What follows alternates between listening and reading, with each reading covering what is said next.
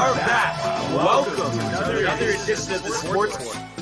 And we are back. We got the full crew in the house. That is what it's all about. The Yankees, out of any team in the league, are the best equipped to handle a blow like this. I think there is a higher power at play here. He's due law of averages. That dude is the ultimate scrub. It's trash. Yeah. Every person you have in there is fucking trash. Next game, you're going to see a big performance. You can see it in the end of the game, and I'm just totally stoked and excited for this.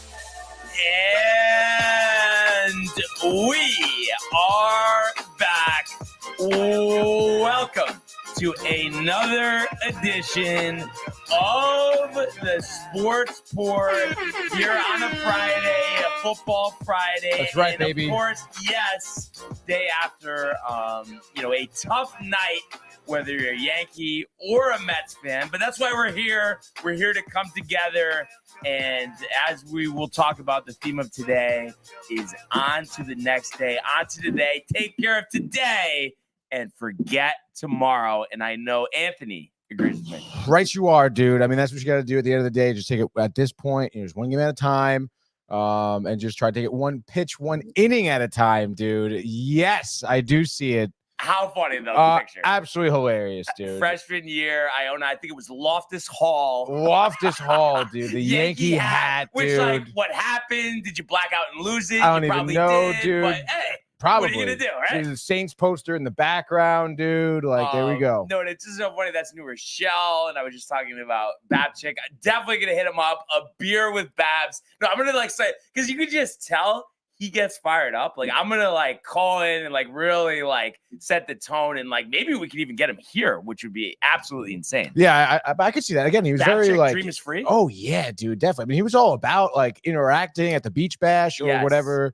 Yeah, it was awesome, dude. He was great interview. Yeah, for sure. Hilarious. Yeah. Dude, and it's funny because obviously since then, especially now since Michael is serious in his car, we do tune in to Mad Dog Radio every so often. So I've caught Babchick on the radio, and he's kind of fucking out there, dude.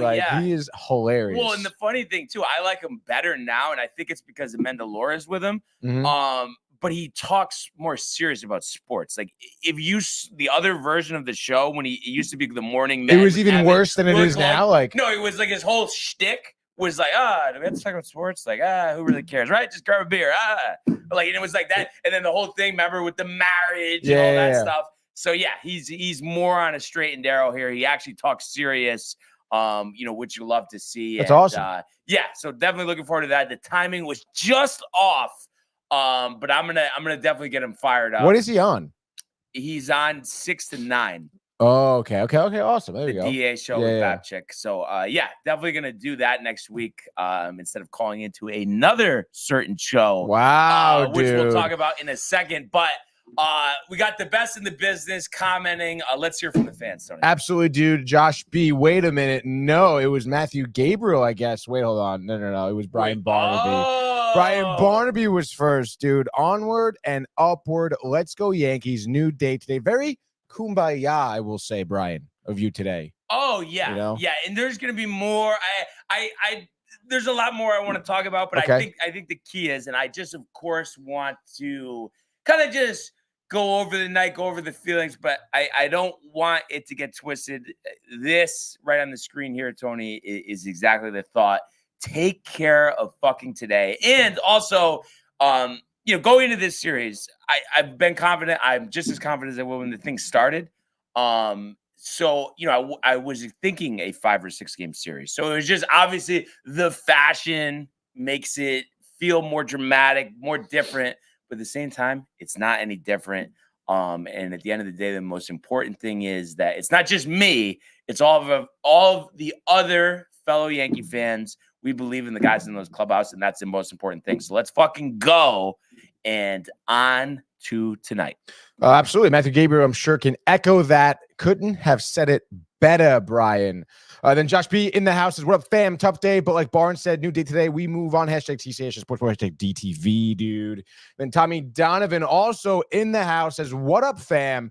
That was a gut punch of the Yankees last night. Big bounce back game with Hill towing the slab. Absolutely. Tommy knows it. Josh B knows it. Matthew knows it. Absolutely, dude. Josh B says, need it, Tommy. Matthew Ryan says, Mets season is cooked. Nah. Hey. Goodbye, New York Mets. See you, frauds. Bums, he says, Mets are getting eliminated tonight. Frauds, dude. This loss by the Yankees is a minor roadblock. 9-2 Mets fans, where you at? He says 3-1 Yankees dominate. Those are his calls for the night. Matthew Ryan, obviously, I'm sure relishing in the Mets loss, but hey, man, it ain't over till it's over. Josh B knows it, shaking his head. He says, "Here we go again." Ernesto, great call in yesterday, by the way. Ernesto, I was on the phone for you. That was a great call, and looking forward to have him being part of the show moving forward. Kudos to Josh B for getting him in the building. Yeah, absolutely, dude. He says 09 Yankees. A little bit of food for thought here. Lost game 3 by a walk-off in extra innings. Great signs. Yeah, let's LOL, look and go. Dude. You know, and I was texting Mark this morning, and I was saying that what really gives me the most confidence is that I know you could just see it by the look on these guys' faces that they're so much better than I am at like just moving on from something like this. And I'm feeling better as the morning goes on, but definitely in the moment it's tough. But you just see the look on their faces and how they stepped up last night. Whether Judge and Stanton, and I know they're ready to battle today, Tony. Battle, dude. Absolutely. Speaking of the battle, Ernesto made $230 off of $10 live betting. LOL, dude. So there you go. Yeah. So it seems like he probably would give Allen a run for his money with the prop bets, huh? Oh yeah, for sure, dude. For sure. And we're all caught up, buddy. Well, we're all caught up. Just like that. And a busy show, a lot to talk about. So let's just jump to the world of Major League Baseball.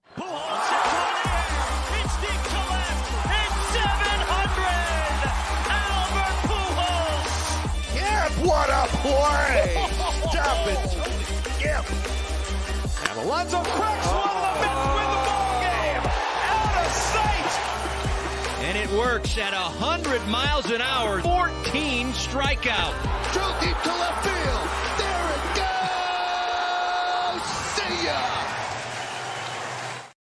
All right. So as we mentioned, of course, a tough night in Cleveland last night. The Yankees, after a dramatic comeback, end up losing 7-5 extra innings, serving up 2 late home runs. And before we get into the specifics, of that, I'd like to just talk about a couple of things. The first being, again, with a kudos to Josh B here, the tweet early this morning calling out when David Rothenberg, always burying the Yankees, but then after a loss like this, first thing that they talk about, I would say there's so many adjectives I could use here, but I would say definitely it's childish, and I think it's unprofessional. And I was glad that Josh put that out there, and I was sure to comment and back him up. And it's just one of those things where, you got to be consistent. At the end of the day, you got to be consistent. You got to be realistic. And I think, too, you could tell by listening to the show, that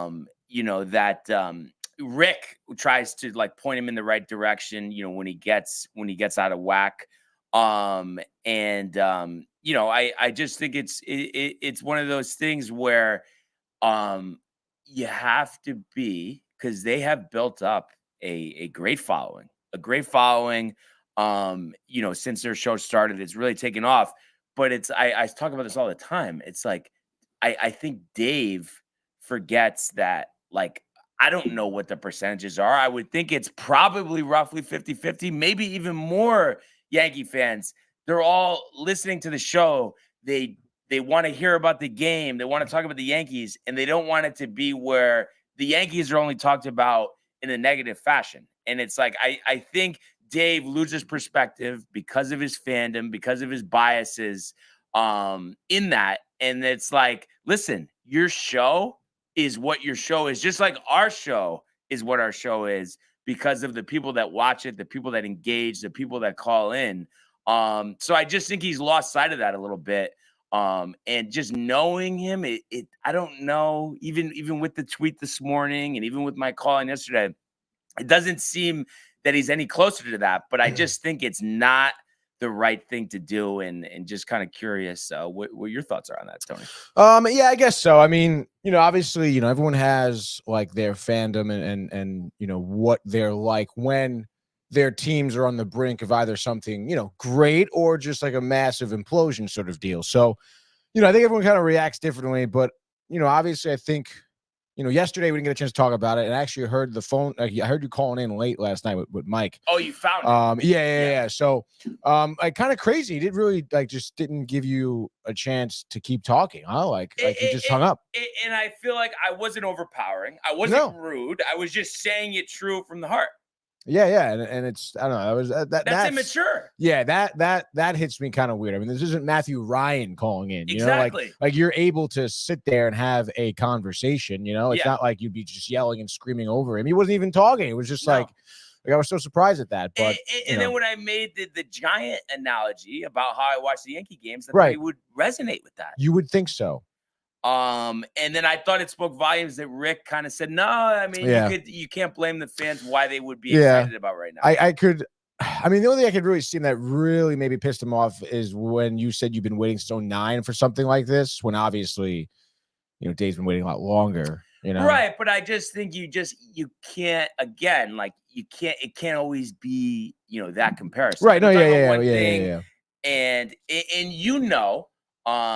no matter what we're talking about, when you're focused on something, you want something so bad, 15 years to wait for it is a long time. It doesn't matter how much longer something else is. And again, that's a perspective thing.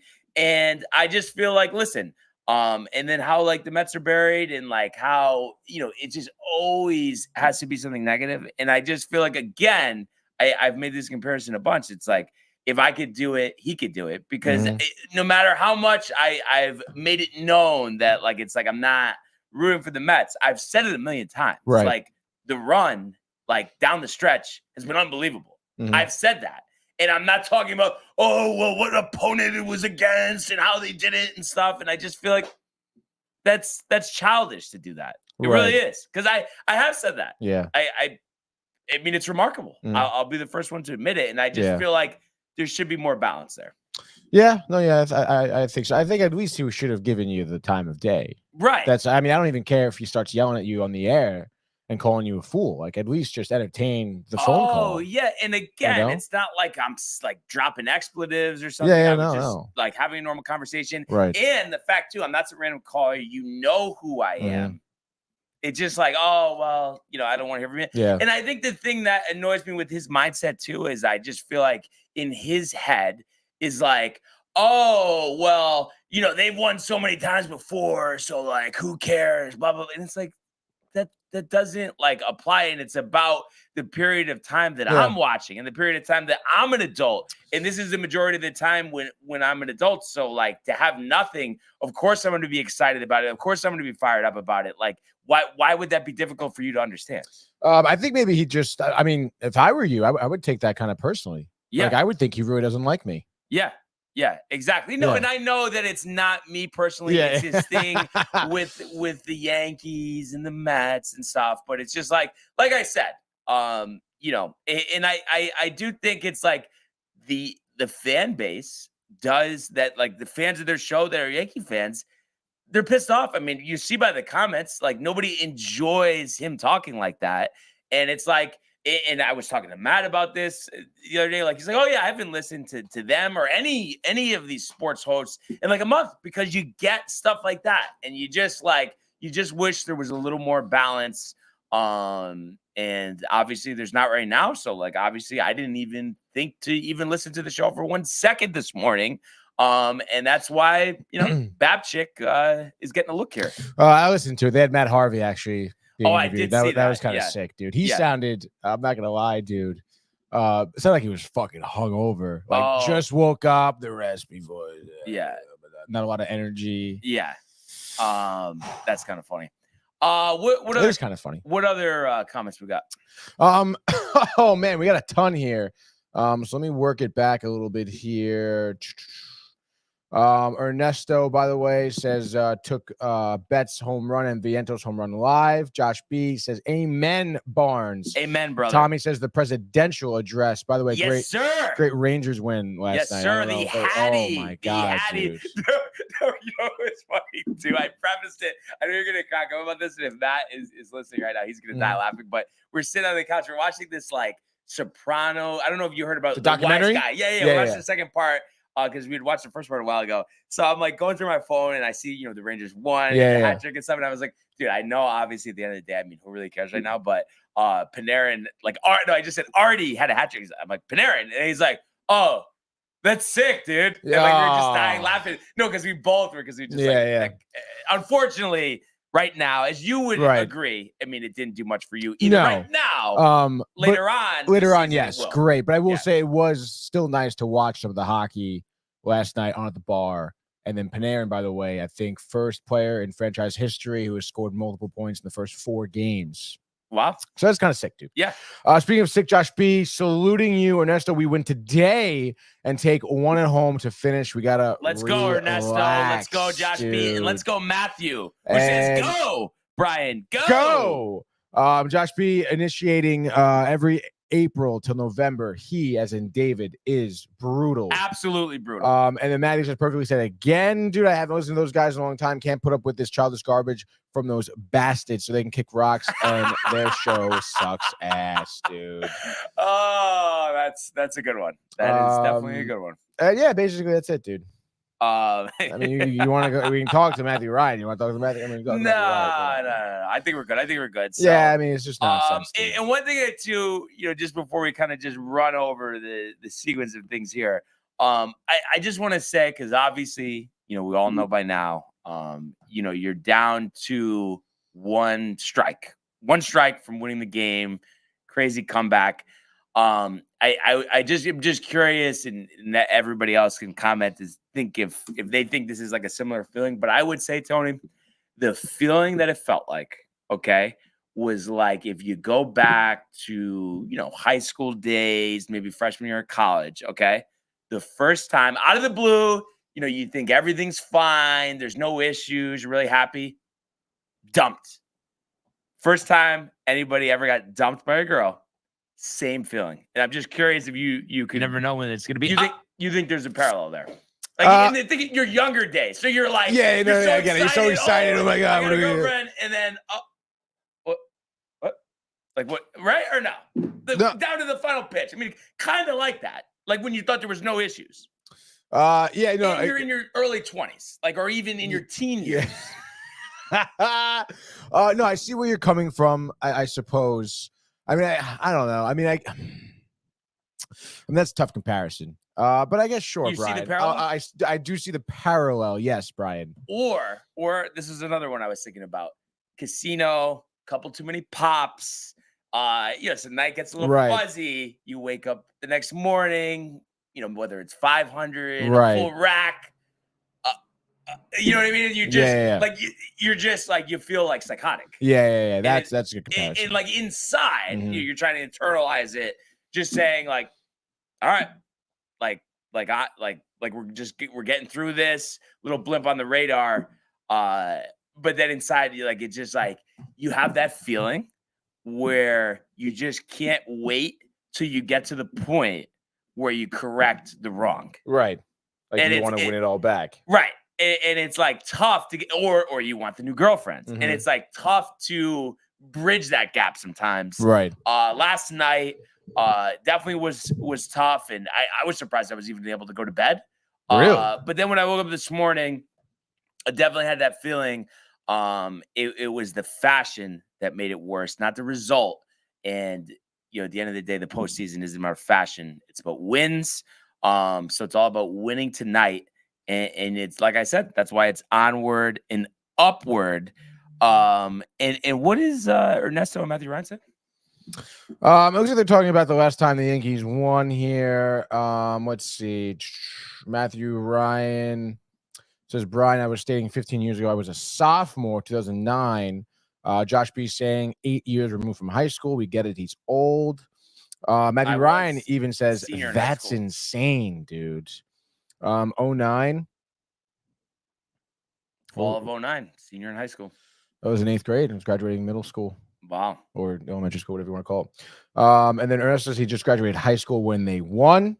And then Matthew Ryan, Ernesto. And for the Jets, I was a junior in high school when they made the AFC Championship. And not a thought in your daddy's nutsack when the last one Ernesto says, LOL, I said that home run in game 2 affected Weaver. You think so? Same pitch. Same pitch? Yeah. Yeah, I mean, it's interesting. I mean, obviously, obviously the closers are bound to make mistakes every so often. I mean, especially if you look at like even Emmanuel Clase too. I mean, he's another pitcher that was just dominant through the regular season, and then like now, like not looking great, dude. Well, I think it's the course of the season, the wear and tear, of course. Yeah. And we'll get into this, but I think with Weaver, the thing that frustrated me is like you're ahead in the count. So why are you throwing that pitch? Right. And then also like the whole thought with Thomas there is like, okay, we don't want to walk him, but so you're just going to throw a fastball? Like, I don't know. Like just make your best pitch like with an off-speed pitch. Right. Because you knew he had that mindset. So I think wear and tear is part of it. I think he's pitched way too much. So it would be nice to give him some relief today. But it felt like, you should have been able to avoid it. In another comparison, obviously I have no experience in this area, Tony. Just I'm curious if you think this would kind of make sense. Because obviously, down to the final strike, final out. It's like 20-year marriage, out of the blue, the divorce papers. Come on. Tell me that's not a good parallel. Yes, that's a good one, dude. The divorce. Yes. All right. That's so anyway, so funny. The divorce, dude. Wait, did Ernesto say yikes? Yeah, I think to what Matthew Ryan was talking about, dude. And then he said, can't relate. Right, Josh? Wow, dude. Anyway.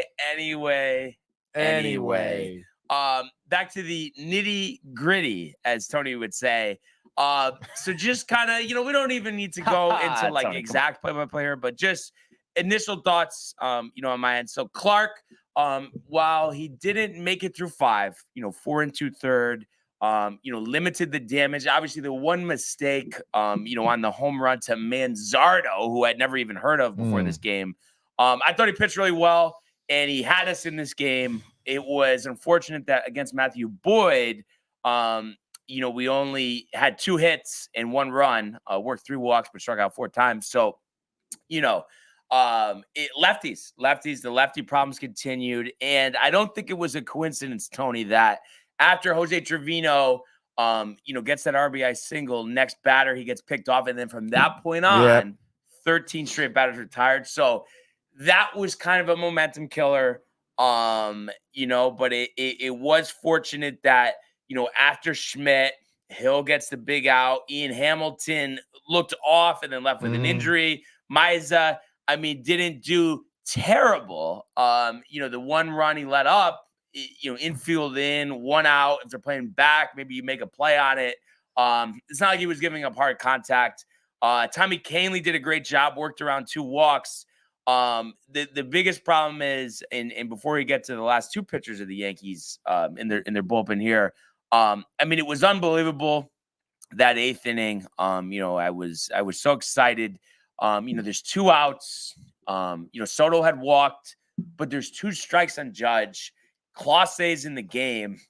Crazy. You're just not expecting anything. And the fact that thing got out, I was yelling at the top of my lungs, and I was telling you, I think I've talked to so many people about this, but that he, I almost put him through the sheetrock.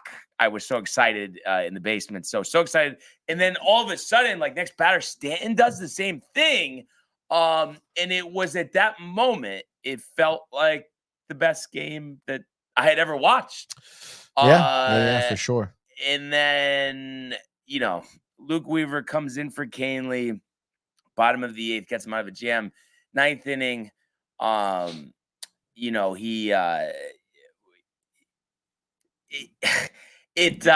he almost gives up a home run to Lane Thomas again with 2 strikes, and that ball barely misses from getting out.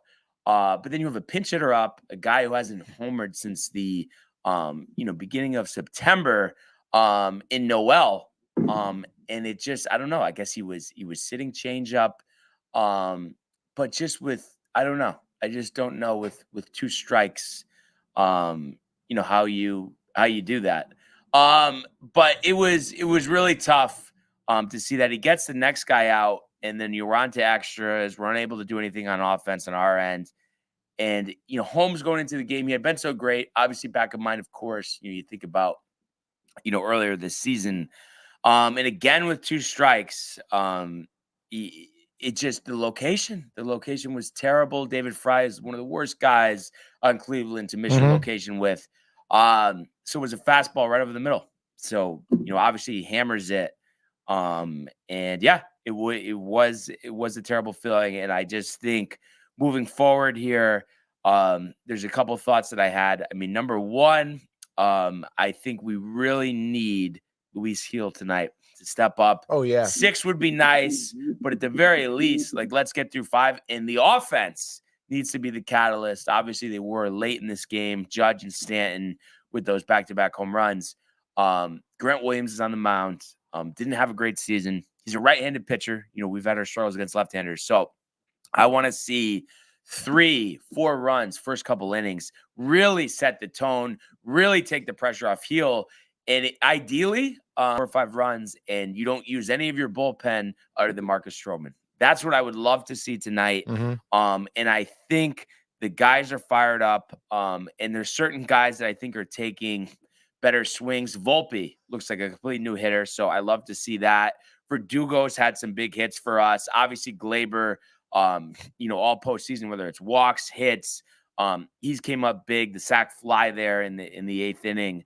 And I think Judge definitely has, a renewed sense of confidence, with the home run and back-to-back games. And of course, Stanton, has been seeing the ball better than anybody this postseason.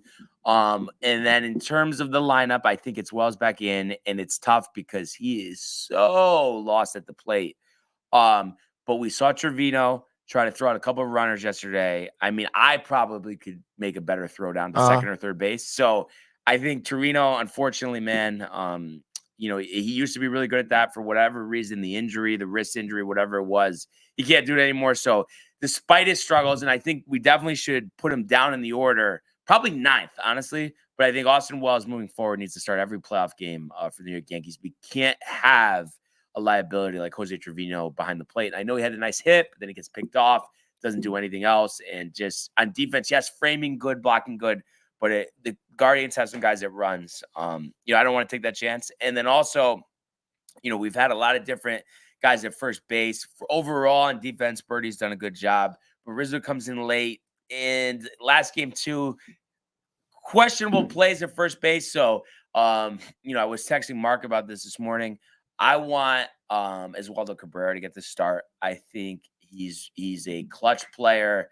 And I think he steps up when you need him. And he stepped up in this ballpark before, hitting a big home run. And really has played flawless at first base when he's gotten the start. So I hope he gets the start tonight.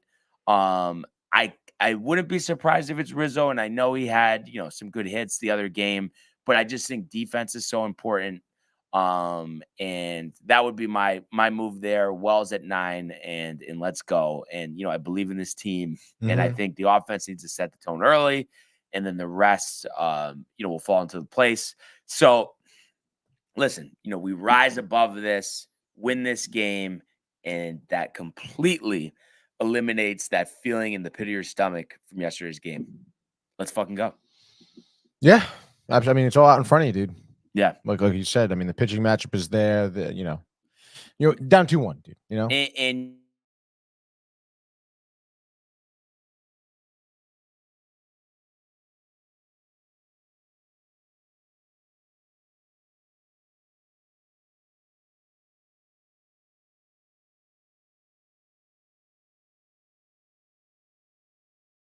confidence has definitely wavered.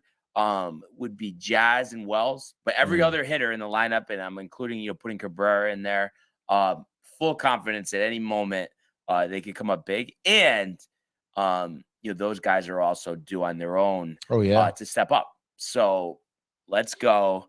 Let's get after it tonight. And I think Luis Gil, I know he hasn't pitched in a while, but this is a big spot for him. I think he's going to be so pumped up. And I think the nice part about him is, his stuff is hard to hit. So if his control is down, I think he is going to have a really good performance here. Because when he's dialed in, I mean, he has some of the best stuff in the major leagues, and that's why he won 15 games for us this year.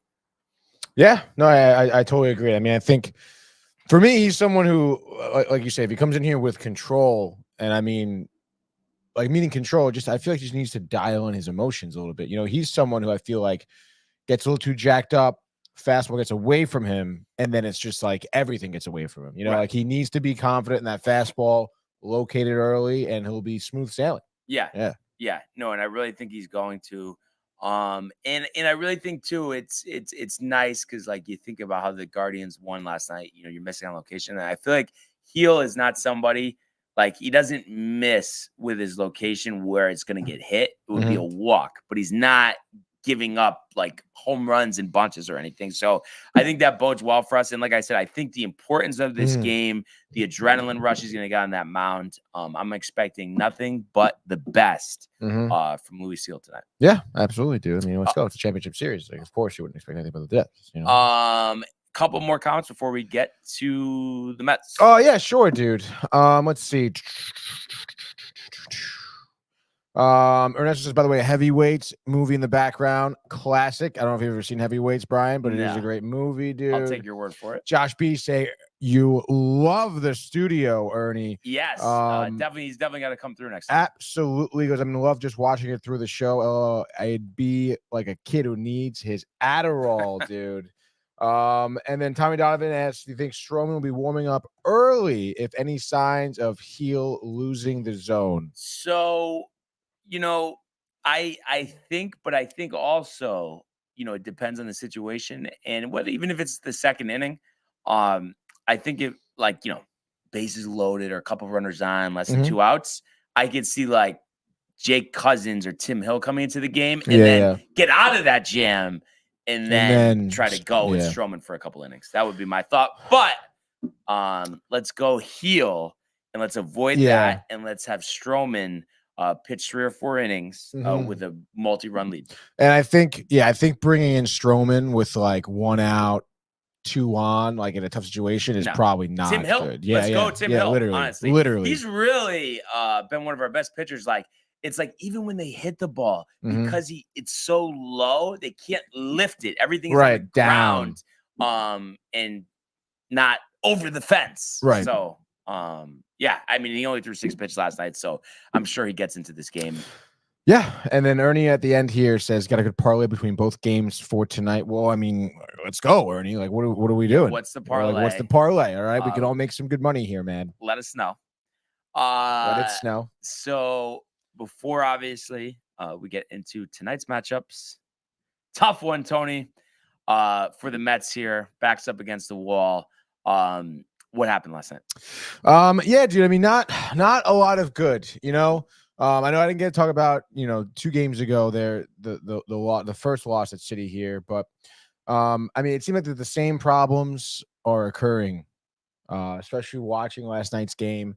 Obviously exciting to start off, seeing Ohtani hit a solo shot, and then Vientos the following, bottom of the first there, that caused a lot of excitement. It kind of made me think, all right, like the Mets bats will be alive.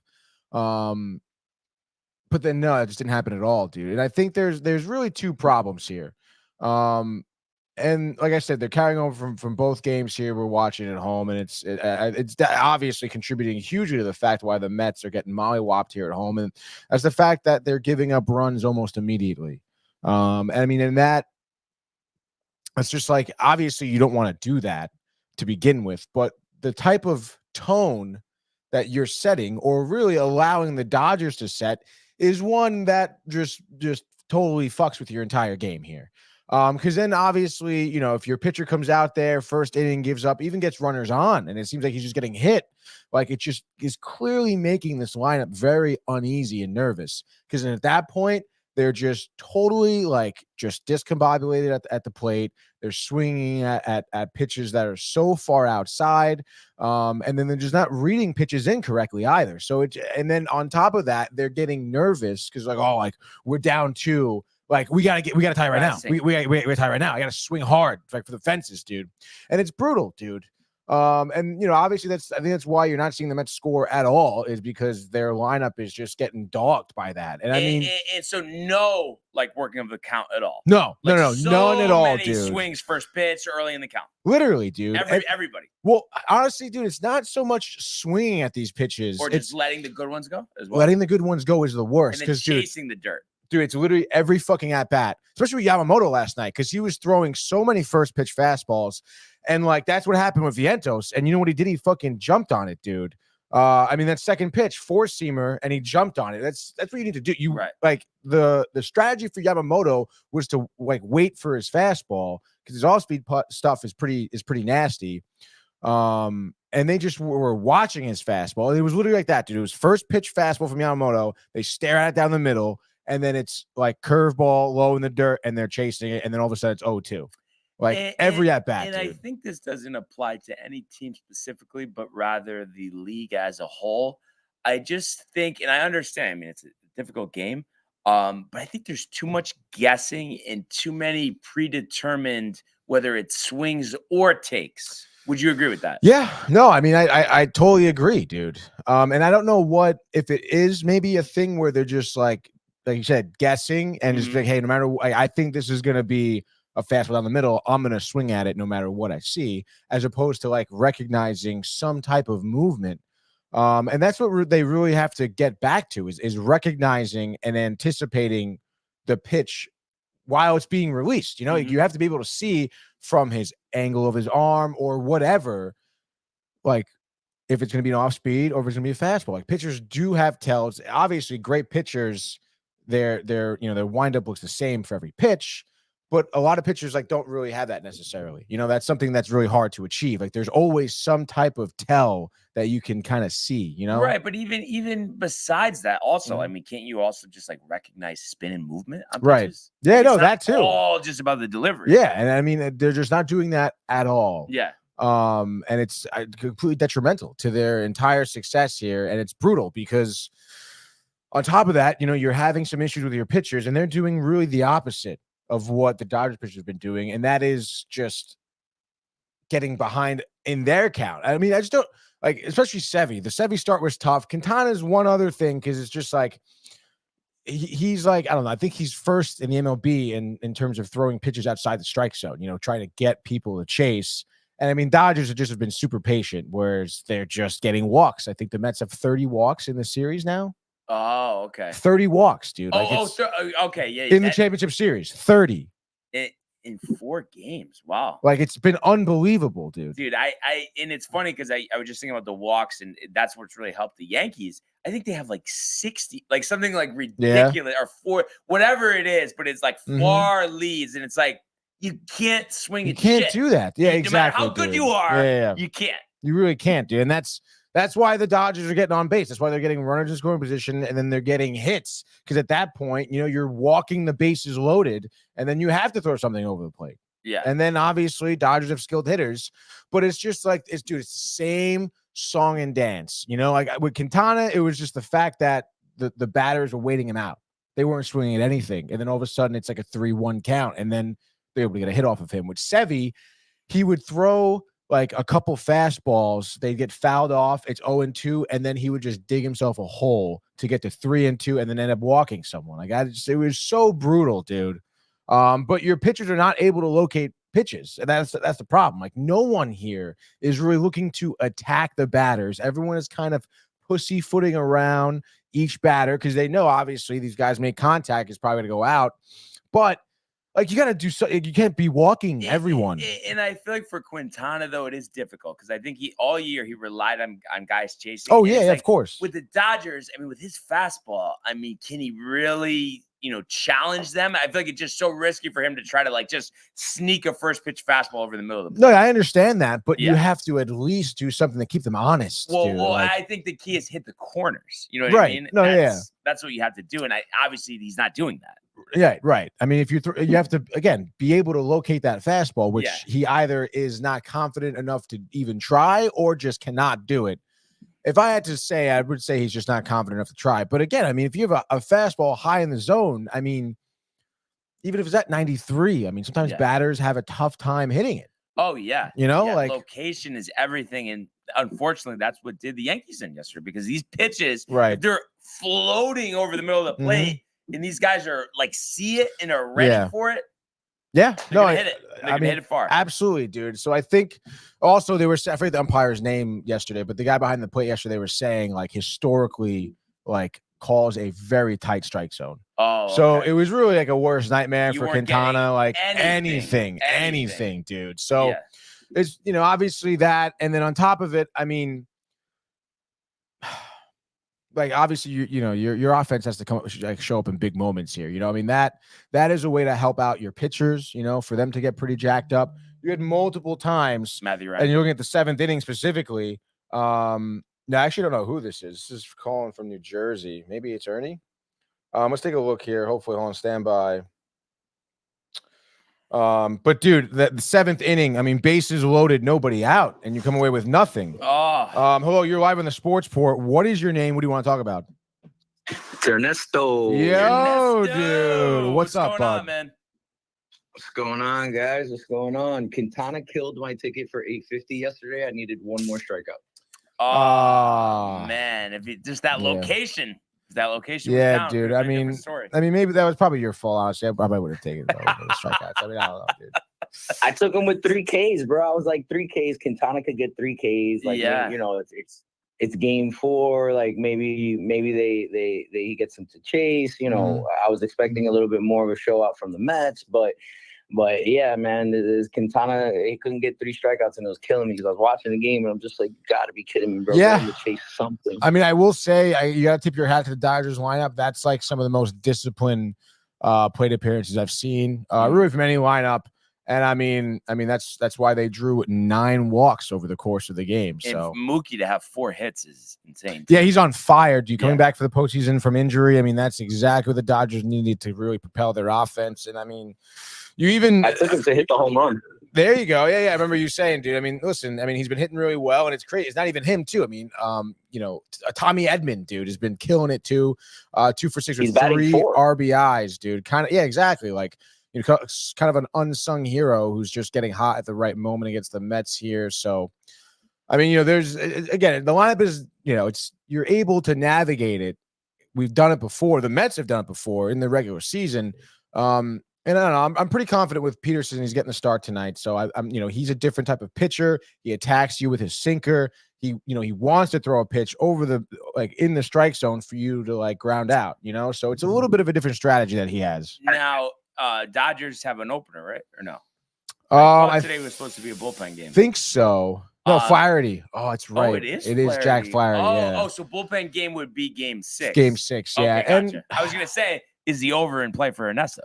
Good luck. I mean, I would imagine. I mean, I feel like the over would be. I'm not touching overs. I'm not touching overs. I'm not touching strikeouts. I'm not even touching home runs. The parlay that I have in today has just been hits and RBIs, right? Well, I mean, it's PTSD from the series. So it's just like, I've been able to clear up live betting, but these parlays that I'm putting in before the game are like, they're missing by 1. They're missing by like 1 or 2 props. So the ticket I got in today, I combined them. I put them together because the payout was just a lot better. So I got Ohtani, Edman, Betts, Vientos, and Kike for a hit. Ohtani with an RBI. Okay. And then I have Ramirez, Torres, Soto, Judge with a hit. Soto with an RBI. Jeez. Yeah, that's a lot there. It's a big parlay. Yeah, seems like it's definitely plausible. go ahead. I was just gonna say, I mean, every game of this series here for the Mets have gone over, so I think just maybe some food for thought. You know? maybe something to consider. Back pocket, half circle type of thing. I was just gonna ask Ernie, what part of New Jersey are you from? I'm in Old Bridge. And I'm trying to think. So. What how close is that to MetLife? Oh, I'm like 35, 40 minutes from MetLife. Like past MetLife, coming from Connecticut, New York? No, South Jersey. Coming. MetLife is north. I'm in Middlesex, like central. Technically, I'm in Central Jersey. Okay.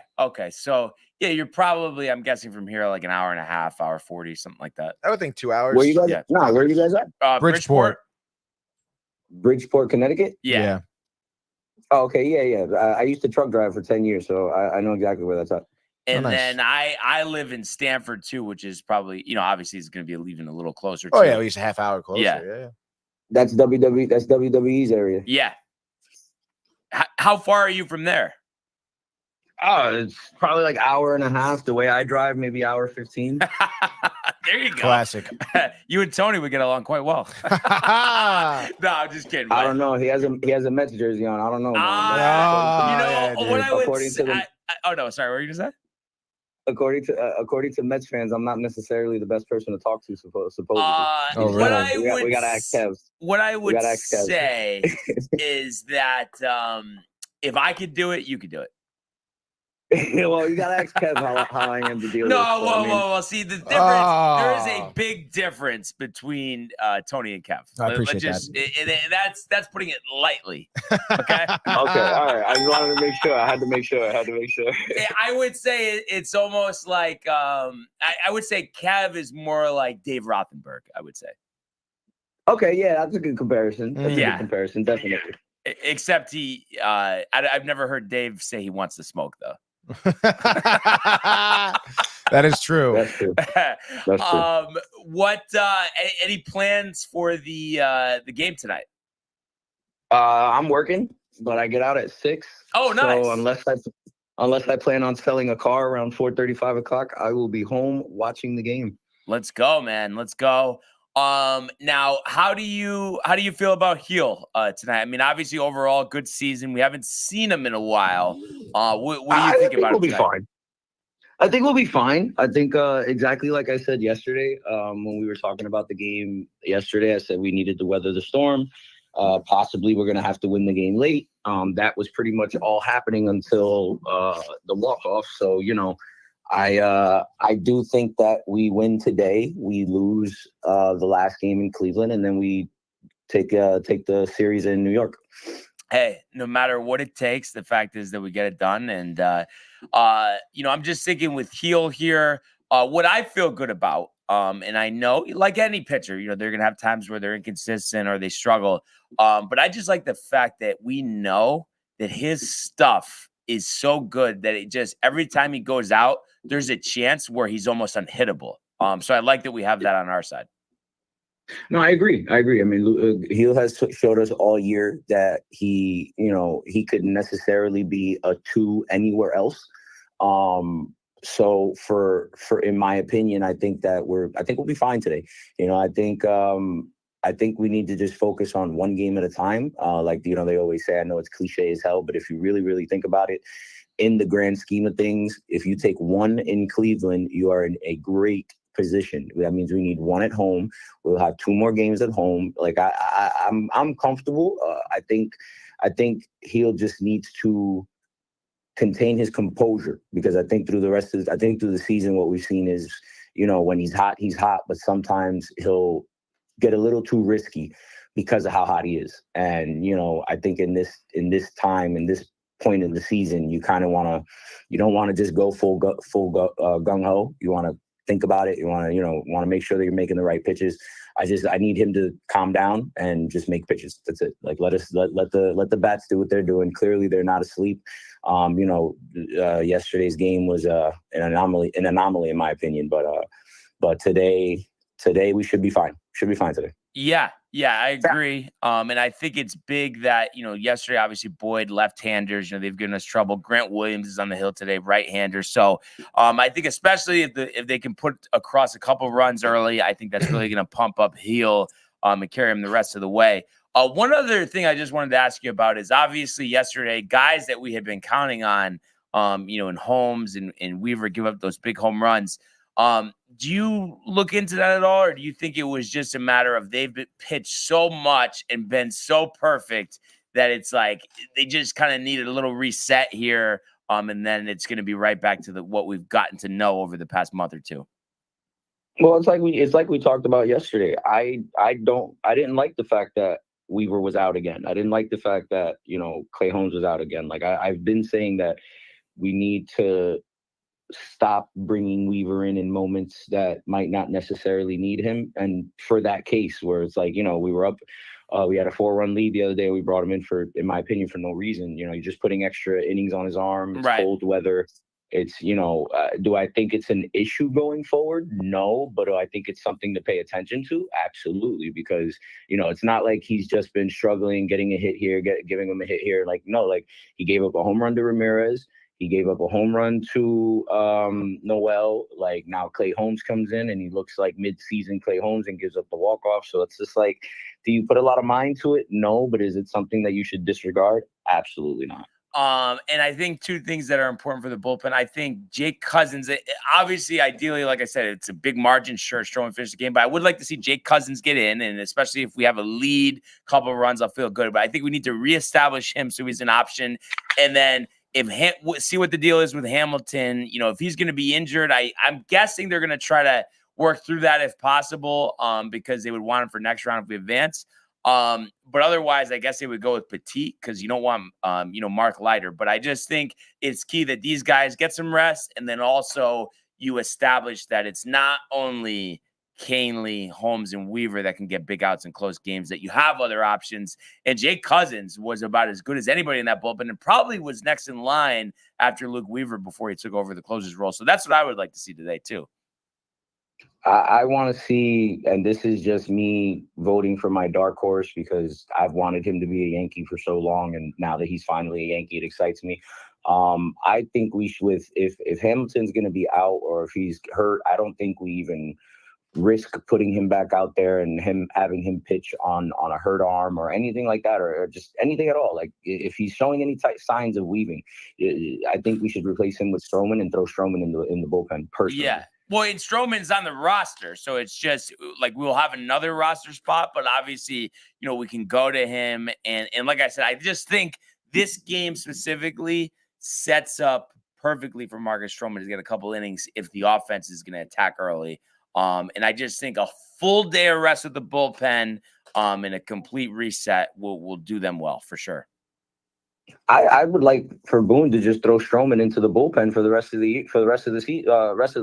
Just throw him in the bullpen for the rest of the playoffs, and then your bullpen going out, it will be Stroman, Canley, Weaver, Holmes, and Tim Hill. I mean, and Cousins too.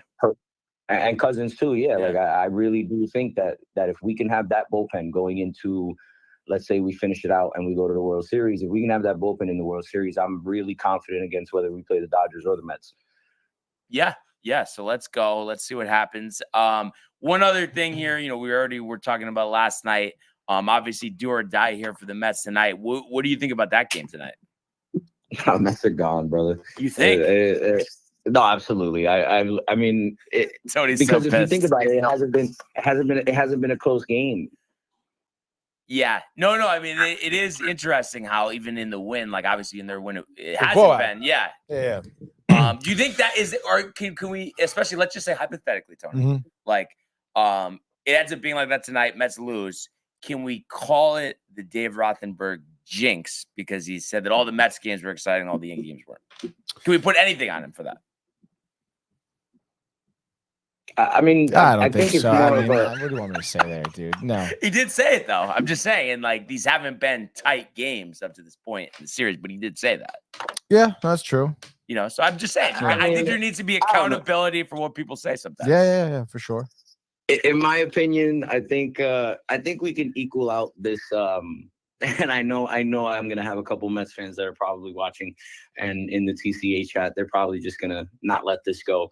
But I honestly think that the Mets met it. I mean, I've been saying that the Mets are going to met. And I mean, if you look at what they were and how they were playing up until game 1 of the NLCS, the Mets met it.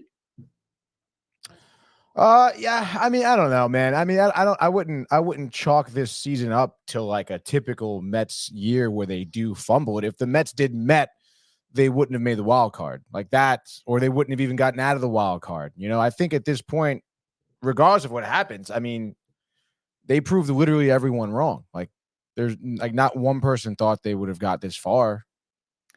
Yeah, but it's more in the sense of like Mets betting, in my opinion, is this should have been a lot closer than it is. And but see, I think that's a ridiculous. I think that's honestly a Met hater take, to be honest. Because I mean, you want to look at these two teams on paper, the year they had. I mean, the Dodgers farly outweigh what the Mets are putting out there. Like, if you want to look at this season as a whole and as an entire organization, I mean, the Dodgers are a way better roster. Have you heard your Mets fans? Have you heard your Mets fans going into the series? I mean, of course, you're coming in here expecting to win. You're a Mets fan. Like, that's what you want. Oh, no, there wasn't an expecting to win. There was, I don't give a hell. I don't give a damn who we play. We're so hot. We're the hottest team. We're this, we're that. You were. Absolutely. You 100% were. Right. And then game one happened. You got punched in the mouth and you turned into the Mets from Queens yet again. Like, well, I mean, I don't know. I mean, if that's what you think, I mean, I think that the Mets are still very much in here. I mean, yeah, I get it. I mean, I think that regardless, I mean, you got to be like pretty impressed with the Mets pulled off this year. And it's not even over. I mean, not for nothing. You have one of your best pitchers starting tonight. Like, your best pitcher is starting tonight, who's having a career year and who hasn't started at all really in the postseason, has been really used primarily for a bullpen piece. So this is kind of like a big moment for him. And not for nothing, like, I know Jack Flaherty punched us in the mouth game one. He hasn't been looking, his first start in the postseason was not great by any means. So I don't know. I mean, I don't think the Mets are going to be getting knocked out this tonight, but I mean, again, I guess we'll see. Time will tell. Yeah, going to be interesting. But a big weekend ahead, and can't wait to watch the game later. But another great call, Ernie. Really appreciate it. And like I said yesterday, great to have you as part of the family, and definitely call us anytime. Appreciate that, guys. Appreciate that, man. I'll probably call in later when you talk of football. I got a great lock for football this year. Oh, nice, dude. Let's go Yanks. Let's go Yanks. All right, bye. All right, we'll talk to you. I guess I'm just trying to think. I mean, I guess was there anything in it? I know, because that was like a longer segment there from last night that you wanted to mention, or is it really more you're just thinking, kind of like what I'm saying, move on from last night, thinking about tonight? I mean, obviously, yeah, you got to be thinking about tonight. Like I said, having Peterson start, I mean, he's really the only starting pitcher that kind of really has the ability to attack the strike zone. I know Sevy kind of does too, but obviously he didn't. So I think that, the Dodgers are going to be forced to be swinging at pitches tonight. And I think you're going to see a way lower scoring game in general. It should be interesting to see how Jack Flaherty kind of responds and everything like that. And obviously the Mets bats. But listen, at the end of the day, you have to, maintain composure. A lot of it is going to start and stop with how Peterson starts the game, obviously. Mm-hmm. But then that bottom of the first, I mean, you got to just get hits, get runners on, work counts, look like, like you should make Jack Flaherty work to get outs, know? I think that comes with being patient at the plate at the right moments and then knowing when to kind of attack a pitch. So if the Mets figure that out, I mean, there's no doubt it should be looking like what game 2 looked like, Yeah. So let's see what happens. What exactly happens? Let's do a Friday night edition of a championship series baseball frenzy. Let's freaking go, dude. It's Friday. Big games here. Big games. Honestly, biggest games, I think, for both of our teams this year so far. Obviously, we're starting off a little bit of a flip-flop from yesterday. Mets getting the early game here, 5:08. FS1. It's game 5 here. The Mets back against the proverbial wall, Brian. Facing elimination here, over under 7.5. Dodgers favorited here on the road, -135. We know about the matchup. We know about the lineups. We know about the history, Brian. What do you got for the Mets today? I don't know what it is. I don't know if it's a lack of sleep or what, Tony, but for some reason, and I'm not saying that there's going to be any more to follow, but I think just for tonight, just for the last home game here, I think they're throwing a bone. I think the offense gets going, and somehow they find a way to take this back to Los Angeles. I'm going to say the Mets end up surprising the Dodgers here, knock Flaherty out after 4, and win this game. I'm going to say 6-3. I'm going to say Lindor 4 for 5 with a grand slam. Absolutely love that, dude. Wait, so final score? 6-3. 6-3. So Mets in the over. Mets in the over. I love that, dude. Yeah, I mean, obviously, I'm going to agree with the outcome there. I mean, Mets, I think this is going to be the first time this series we see like an actual great dominant performance by a starter. Obviously, Manaea game 2 wasn't phenomenal, but got through it. Offense behind him was great. I think Peterson blanks the Dodgers here. I think 7 innings, maybe 1 earned run. Solo shot by Ohtani in the 7th, gets pulled, or in the 6th after. Regardless, I think the Mets bats will come alive. I think they're going to struggle maybe a little bit early. First 2 innings, it looks like it's going to be same old song and dance. And then it's going to be a 4th inning. Flaherty gets in some trouble. A huge bases clearing RBI triple by Francisco Alvarez, dude. Wow. Think about it. I think he's going to come up huge here. Someone who's been so quiet. And then maybe like an 8th inning, like home run, Vientos, the Young Bucks flexing their wings. Mets go on to win this one. I'm going to say 5-2. So Mets and just the under there. Next game here, the nightcap, 8:08 p.m. Guardians in Cleveland playing the Yankees here. We know what happened last night. We know about their pitching matchup. Cleveland is even on the money line. Over under is 7.5. What do you think? You think Luis Gil comes out here dialed in? Biggest start of his career, best start of his career. I think Luis Gil answering the call, 6 innings, 10 strikeouts, only 2 hits, no walks, and he's energized by a 3-run Yankee first inning. And I think the Yankees continue the offense all game long. Stroman pitches the final 3 innings, and the Yankees bounce back. The heartbreak of yesterday forgotten. Yankees will win this game by the final score of 6-2. Yankees in the over. Yankees 1 game away from returning to the Fall Classic. And just like that. That is your baseball frenzy. No, I just thought you were going to pick his.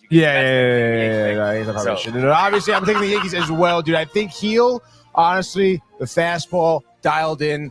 I mean, at the end of the day, Cleveland, yes, I mean, they obviously have their guys who can hit, who can put, the Yankees on their heels. But I think Gavin Williams, I can't see him being dominant at all tonight. I think maybe he can give 5 innings.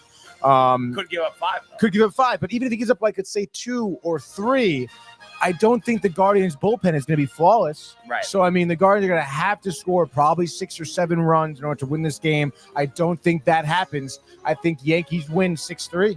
All right. There you go, dude. Just like that. That is your baseball frenzy. And a couple quick things here. Josh says Ernesto's easy bets. He lives down the block from me. We'd love to see Gil go 6, Stroman for 3, rest of Bullman. That'd be nice. Absolutely. Tommy agrees. And then Ernie saying me and Josh got to take a trip to CT. Absolutely. Obviously, always invited. The standing invite, dude. I got a question for you, dude, because I feel like both starters here for the Mets and Yankees, Gil and Peterson, talk about the parallels. Both pitchers really haven't pitched in a scenario like this in a while. Mm-hmm. Obviously, Gil just hasn't pitched in general, and then Peterson, throughout the playoffs has been taking, kind of the long relief role after working a few innings off of, Kadai. And also, again, like in terms of their careers, just a huge moment. Does that worry you at all that like he's kind of haven't been used in the playoffs? Now he's coming to this big spot sort of deal. No, just because it seems like that's what the postseason's all about. Right. I mean, Noel hadn't hit the home run in over a month. Yeah. Is a pinch hitter. Terrible numbers as a pinch hitter. The only hit was a home run. So I think it reverses course tonight. Yeah. They had their guys have their moment. Now we're going to have our guys. All right, let's fucking go, dude. So let's go. And let's go to the world of the National Football League. He wants Jefferson, climbs the ladder. Oh my goodness! Justin Jefferson, the catch of his life. Burrow fires, intercepted, picked off at a pick six. Minka Fitzpatrick, an absolute ball hawk. Niners twist up front and get to Tagovailoa. Bosa again. Mahomes escaping on the move, stops, spins, flips it forward for the touchdown. Stop it. Aaron Jones. Oh, what a tackle. Quincy Williams with a pile driver. All right. So we won't spend too much time, Tony, Crazy on the woohoo game. Exactly. It wasn't exactly crazy woohoo. Last night, Broncos Saints dominant. Broncos win, I believe, the final mark of 33-10. So Sean Payton returning home to New Orleans, getting the W. Defense, running game, working wonders for the Broncos, who scored on a 52-yard fumble recovery for a touchdown. And this was a game where they were without Patrick Surtain as well. And obviously the Saints ravaged, losers of 5 straight right now. But I guess before we get on to the Sunday slate, my question to you would be, 4-3 through their first 7 games. Defense has really played well every game. And even this one, and I know, a diminished Saint offense, but yet again, a dominant defensive performance.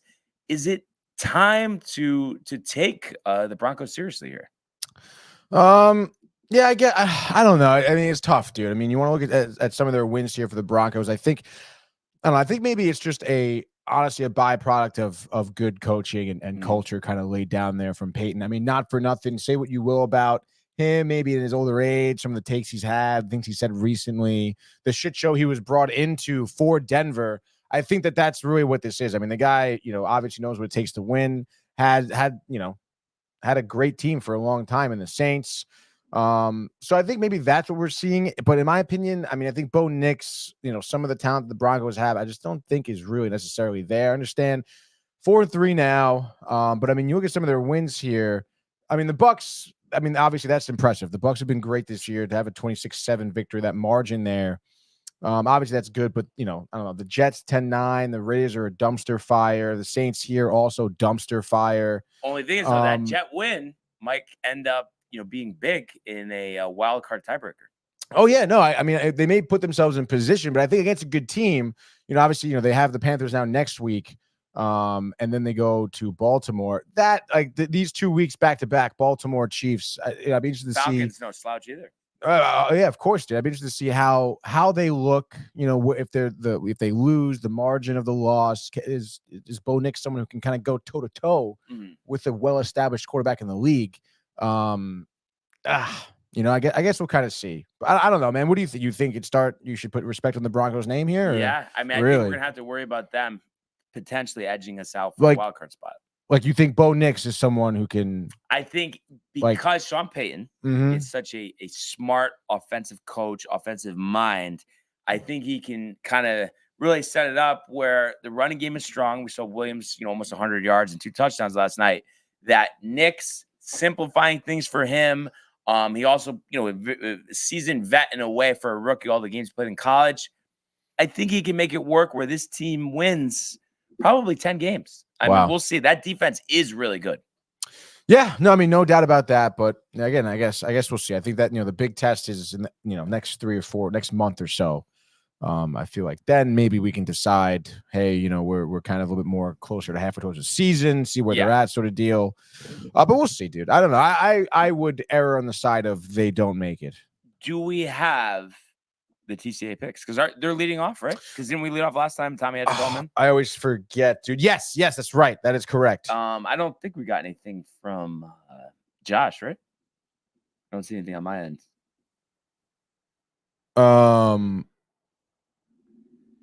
Yeah, no, I got nothing. Josh, if you're there, buddy.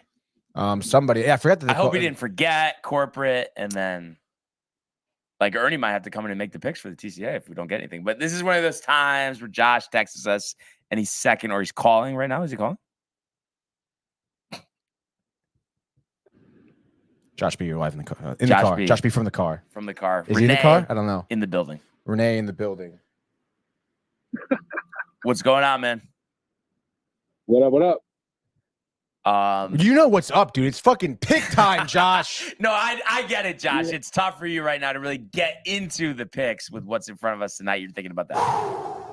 Nah, you guys got the lead. You guys are up 11-7 to 7-10-1. I got the records here. As soon as I'm done being busy at work, I'm gonna start making that graphic again. Wow, and it's just funny though. I feel like you guys go 3-0 this week. The graphic will magically appear. You sound so dejected, dude.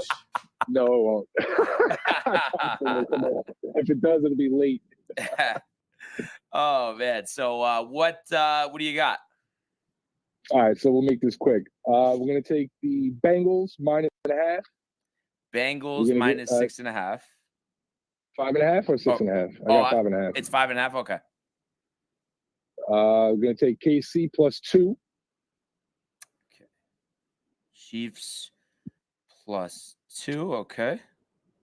And Lions +1.5. Lions. 2 dogs. Yeah, slight, but they're there. So that's it, and that's 1.5. Okay, so I'm gonna put this in our chat, so we have it in writing. I know Tony has the backup notepad from the personal bag. Absolutely. And then we're gonna make our picks. But interesting. I mean, I think these are pretty solid. Obviously, the Chiefs game could go any way. Same thing with the Lions. But I think pretty solid picks. So let's see what the TCA can do this week, Josh. See if we can get back on track. Still a long season to go. Yeah, absolutely. So big week. And then Ernie also says he's helping you guys out. So we're all cooked now. Sure. Oh, wow, dude. Oh man, that's a good one. But yeah, we'll see. Honestly, I consider myself a mush, so we'll see. That's why I asked for other people's picks. Yeah. But well, good luck. We'll see. And obviously, Josh, let's go Yanks. Let's get the job done tonight and forget about yesterday. Let's go Yanks. Absolutely, man. Absolutely, dude. But, all right, brother. Yeah, thanks for calling in, Josh, and we'll talk to you soon. Keep it clean. Later, boys. All right. So that's Josh B. Picks submitted in the group chat. So it's time to submit our picks. And I do have a couple ideas.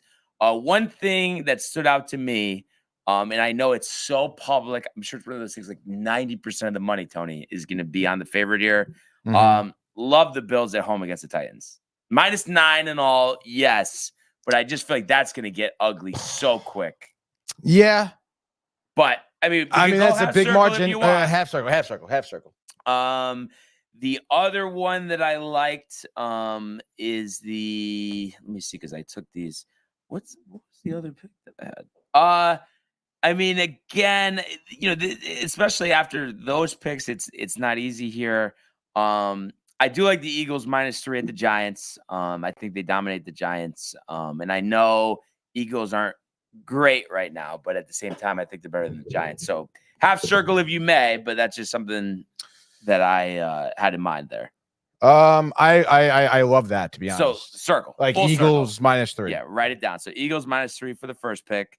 And then again, this is a big number, but I just feel like they're so much better. I love the Commanders at home against the Panthers -8. I think the Panthers are absolutely in shambles. The Commanders are so much better than them.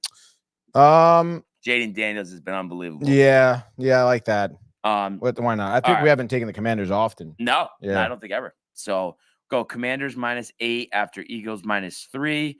And then, the final pick here, kind of tough, man, honestly. Something that comes to mind here, I feel like you're probably not going to want this, but I almost kind of think the Ravens against the Bucks, but just a thought because there's not much to work with here. Mm-hmm. And then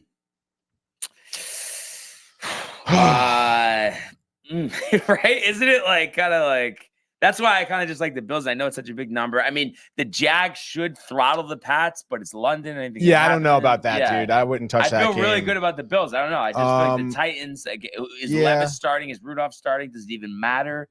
Amari Cooper. I just feel like they're going to be pumped up. Is Joe Flacco starting for the Colts? Do you know that? No, Richardson. Richardson definitely is.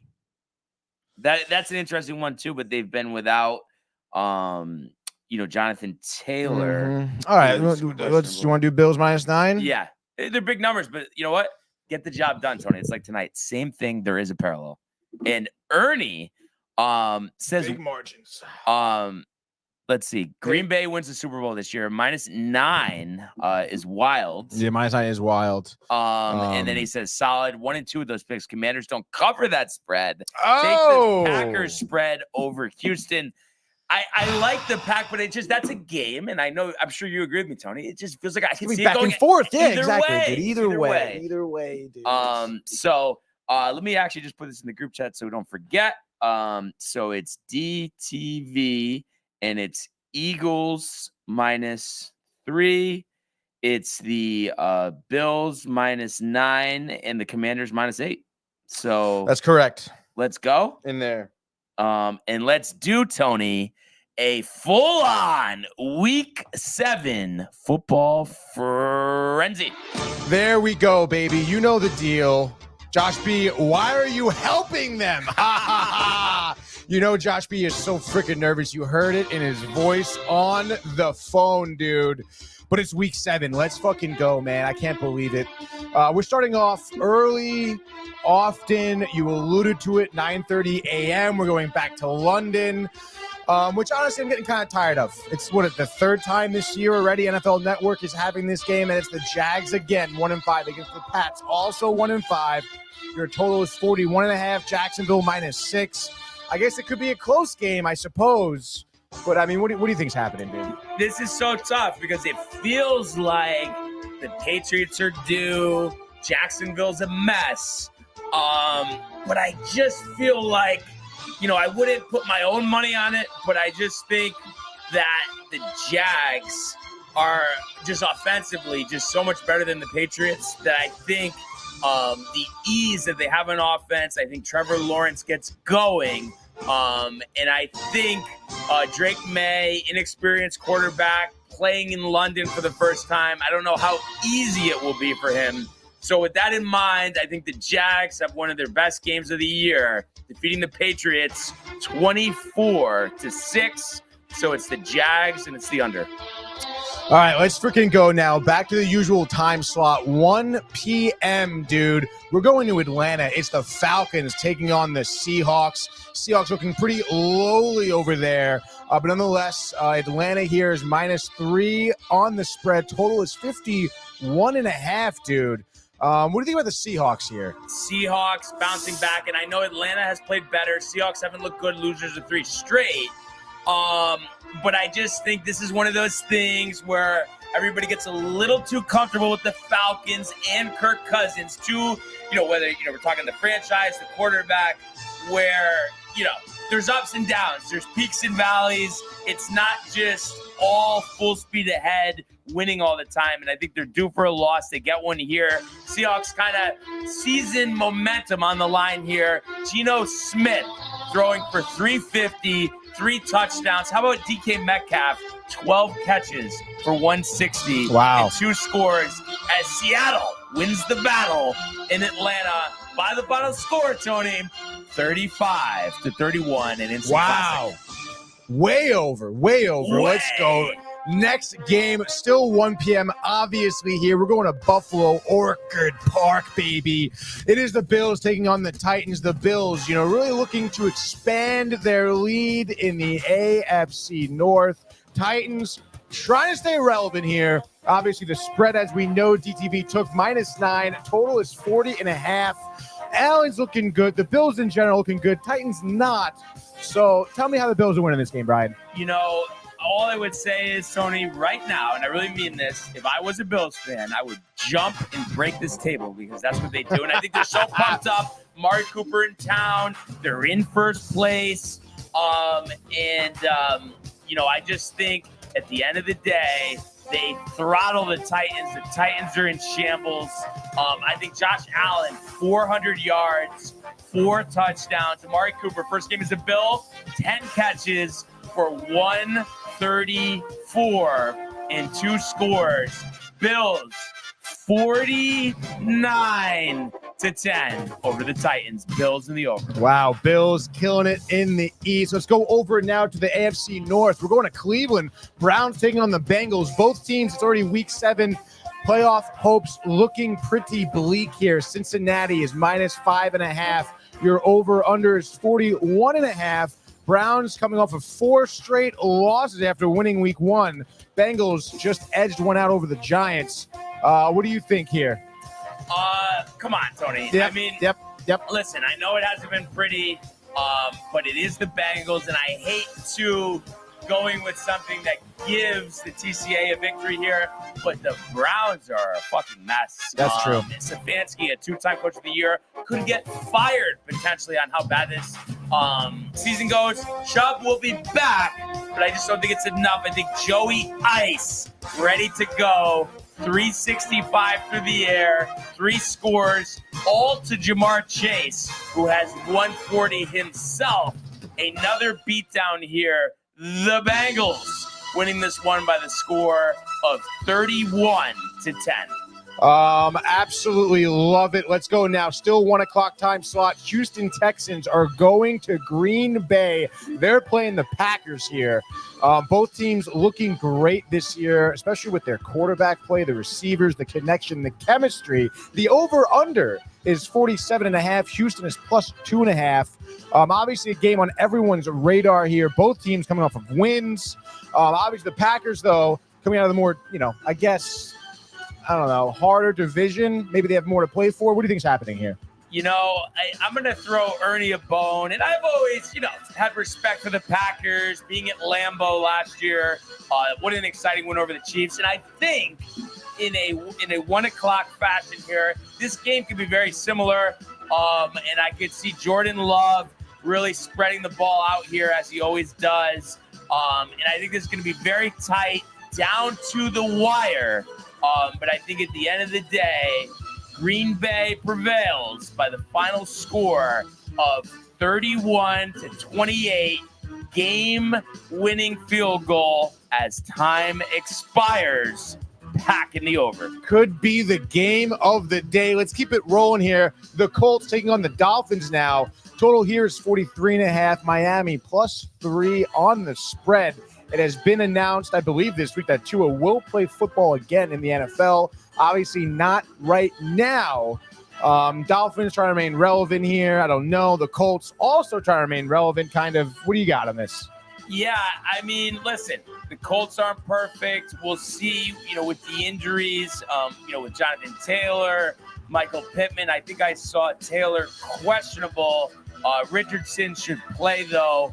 And I think actually Pittman should be playing for this one. But anyway, Tua's not playing, so that's been a common theme here. Unless they're playing New England, Tony, I think the Dolphins will struggle. So the Colts, Richardson, stay out of harm's way. Not a pretty win, but a win nonetheless. I'm going to say they're going to beat Miami here by the final score of 17-10. The Colts and the under. Let's freaking go now to a sweet NFC North matchup. 2 Titans this year. The Lions, who are undefeated on the road, are going to Minneapolis here to play the Vikings, who are undefeated at home. Total is 50.5. Minnesota is -1.5, dude. Pretty honestly, could be also your game of the day here. It's Darnold, it's Goff, it's 2 powerhouse teams. What do you think? I really have been impressed with what the Vikings have done here, but there's a couple of things in play. One, obviously, they're due for an L. Tough competition, and then I do like coffee. So with that in mind, our guy, Dan Campbell, leading the troops in, again, what must be a classic game. Montgomery's fired up with the contract extension. Goff has been playing really well. So again, very tight. Maybe who has the ball last. An absolute shootout. Points galore this week. Might as well blindly take the over. You'll probably profit. Honestly. But I'm going to say the Lions win this game by a crazy score, Tony. Wow. Of 42-35. Ridiculous. Rushing for not 1, not 2, but 300 yards against his Vikings defense on the road. Kind of crazy. Going to be an absolute battle for the NFC North. Let's go over now to the East as the Giants, the G-men of East Rutherford, taking on the Eagles. Another DTV pick here as the Eagles are -3. Your over-under is 42.5. Both teams here having pretty interesting storylines. Eagles, locker rooms, Giants suck 0-3 at home, mind you here, Brian. What do you think Hurts and the boys are doing? I think the Eagles, listen, they're not perfect, but they do have something on their side, and that is the motivation of one Saquon Barkley, first game back at MetLife.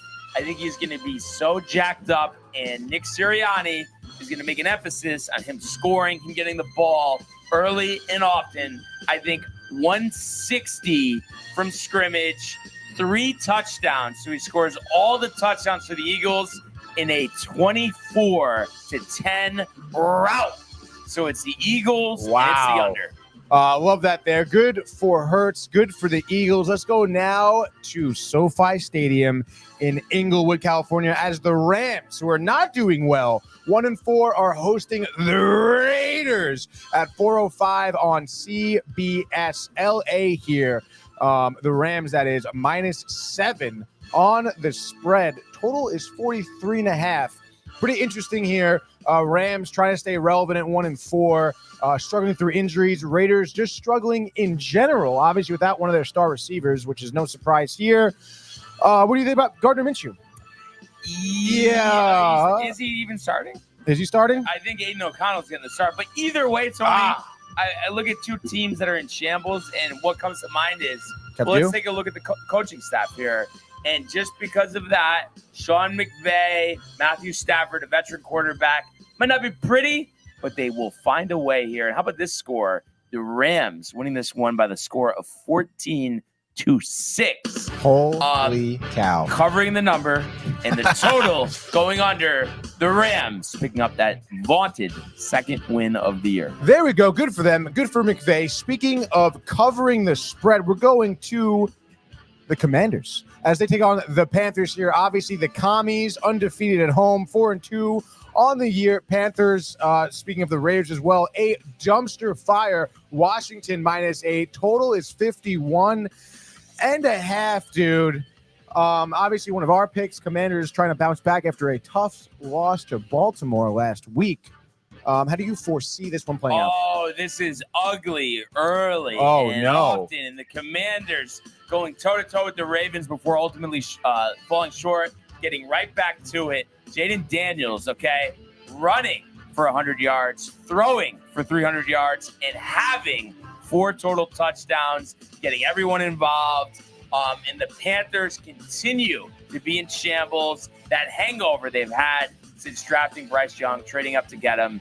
The Commanders all day here, 39, which is an interesting number, to 10.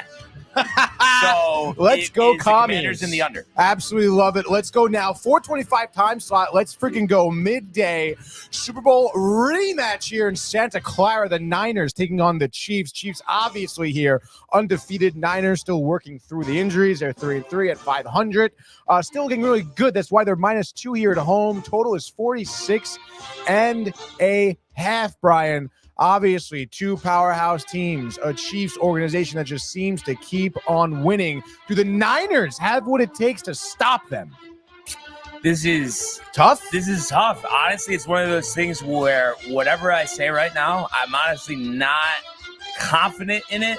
So the only thing I could say here is, at the end of the day, you know, when you don't know what to do, history has shown you go with the Chiefs, usually come out on top. So just for that, I'm going to say in an instant classic game, a lot lower scoring than the other games of the day. I think the Chiefs pull it out late. Butker, Tony. Great weather in Santa Clara this time of year, by the way. Hitting from 52 wow. to give the Chiefs a 24-21 win. Instant classic in the rematch of last year's Super Bowl. Chiefs and just on the under. Love that there. Harrison Butker, a classic. Speaking of a classic, let's go prime time now. 8:20 p.m. in Pittsburgh. The Steelers are taking on the Jets for a battle of the AFC here. The Steelers I guess just trying to take the lead in the North here. Jets playing for their season. Obviously, big storyline here with Devontae Adams moving over to New York, living with Aaron Rodgers. The over-under here is 38.5. The Jets are -2. Steelers, great defense. Jets trying to jumpstart something, Brian. What do we got here for Gang Green? So it's not official that Russell Wilson gets to start here, but I'm going rumored. to just assume that he does, and I think it'll be evident after a quarter here that was not the way to go. I've mentioned how historically Jets running quarterbacks haven't done well. So I think that sets the Steelers back. Their defense keeps them in this game. So this is an old school 1970s ground and pound. I could see there being, 250 to 300 yards rushing combined between the two teams. But the Jets, I think, will edge out the Steelers here. Rodgers finishes the drive this time after seeing him come short a couple times. I think the Jets over the Steelers, 17-13. Jets and the under. And just like that, that is your Week 7 NFL frenzy. What a frenzy it was, Tony. I think a great friend. So many great matchups this week, dude. Like a lot of great games. Yeah. Texans, Green Bay, obviously. Well, I guess bring me to our question here. What is your game of the week, dude? Like, what are you most pumped for? I guess just because it's a Super Bowl rematch. The Chiefs and the Niners is a good one. And it's like, it's too chalk to say the Jets. Obviously, the season's on the line. Devontae Adams debut, all of that. But I'm just curious with that game, Tony. I'm sure you're saying, let's go Jets. But you agree with me in the low scoring fashion. The Steelers defense is unbelievable. Yeah. Playing in Pittsburgh is not easy. I can't see Rodgers 350, 3 touchdowns. Come on. I know Adams provides a boost, but not that type of boost. No, not that type of boost, I don't think. But I guess time will tell. But I do agree. The Steelers defense is going to be so fucking good, dude. And obviously, the Jets defense can come up with some stops too, especially if Wilson is there. Obviously, I think that if you're the Jets here, defensively, you just got to do QB contain like the whole game. Mm-hmm. Even if it's whether it's Wilson or Fields, I feel like they would both be running on you often. And then trust your secondaries here to cover, man-on-man coverage perhaps. But regardless, I do think lower scoring for sure. Yeah. So should be a great Week 7, and I'm sure we'll have a lot to talk about at the Horseshoe on Sunday. That's right, dude. Didn't want to have to brush over it, Tony, but we we're are gonna a little up against it. Yes, we are. Panarin with the hat trick yesterday. Rangers now 3-0-1. That's right, dude. On the season. Igor had drew the start last night. That is correct. Okay. Oh no, Jonathan Quick got it. Sorry, it was a quick spot. So Quick picking up the victory here. Obviously, it's how you want to start the season. Your only loss, heartbreaking fashion. Against Utah in the home opener. Team like Detroit, you're expected to win, but road games are tough in the National Hockey League. Oh yeah. I think after again a heartbreaking loss in the playoffs last year to the Panthers. This is how you want to start your season. So let's go Rangers now. Yeah. Oh my God, no doubt about that. Let's go Rangers. They're looking very sharp. There's obviously it's early and stuff like that. But hey, like the Avs are 0-4 in the year. I think there's another team that's 0-4, probably a couple other teams maybe. But regardless, you're starting off right. You feel like you picked up where you left off in the regular season last year, which is great because you just, you want to take that, you want to build upon it. You don't want to take steps backwards, keep moving forward here, which it seems like we are here, Brian. So let's go. Onward, upward. That's the motto of the day, dude. We all know it. Yes. We all know it. So let's go to the weekend. I think it's going to be a great weekend. Let's get some big wins tonight. Oh, yeah, dude. And like I said, we will see everybody on Sunday, but a great week of shows, tons of calls, comments, likes, subscriptions. So we really encourage everybody to continue with that and check out all of our archives on the YouTube page, Tony, Michael, Renee, and Jay in costume, merch at downtimetv.com. We want everybody to enjoy the day. Enjoy the games. Let's go Yankees! And we will see you on Sunday. Hey guys, Tony here from Downtime TV checking in. I want to thank all our fans out there who's been liking, subscribing, sharing our content. You guys are the best. You guys are our bloodline. You make us love what we do. Thanks again.